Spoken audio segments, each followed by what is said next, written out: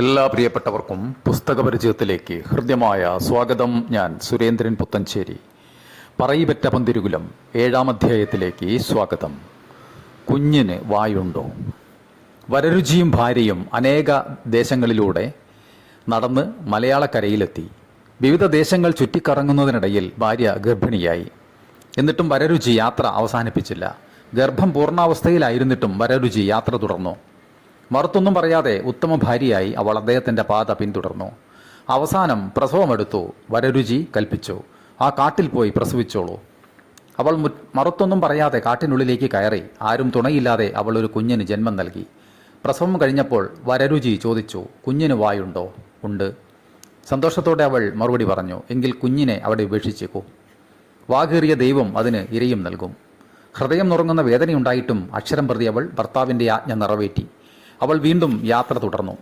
അങ്ങനെ പല ദേശങ്ങൾ, പല കാലങ്ങൾ അവർ അലഞ്ഞു. 11 തവണ അവൾ ഗർഭം ധരിച്ചു. 11 കുഞ്ഞുങ്ങളെയും വായുണ്ട് എന്ന ഒറ്റ കാരണത്താൽ വരരുചി ഉപേക്ഷിക്കാൻ പറഞ്ഞു. അവൾ അനുസരിച്ചു. അവസാനം അവൾ 12ാമതും ഗർഭിണിയായി. ഇത്തവണ അവൾ കരുതിക്കൂട്ടി തന്നെയിരുന്നു. പ്രസവമെടുത്തപ്പോൾ ഈ കുഞ്ഞിനെയെങ്കിലും തനിക്ക് വേണമെന്ന് അവൾ ആഗ്രഹിച്ചു. ഇനി വായുണ്ടോ എന്ന് ചോദിച്ചാൽ ഇല്ല എന്ന് പറയാൻ തന്നെ അവൾ തീരുമാനിച്ചു. പ്രസവം കഴിഞ്ഞ് വരരുചി ചോദിച്ചു, കുഞ്ഞിന് വായുണ്ടോ? ഇല്ല.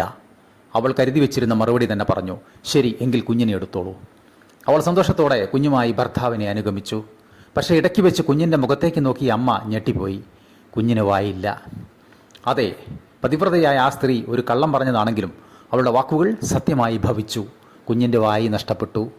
ഇടയ്ക്ക് ഒരു കുന്നിൻ്റെ മുകളിലെത്തിയപ്പോൾ വരരുചി ആ കുഞ്ഞിനെ കുന്നിൻ്റെ നെറുകയിൽ പ്രതിഷ്ഠിച്ചു.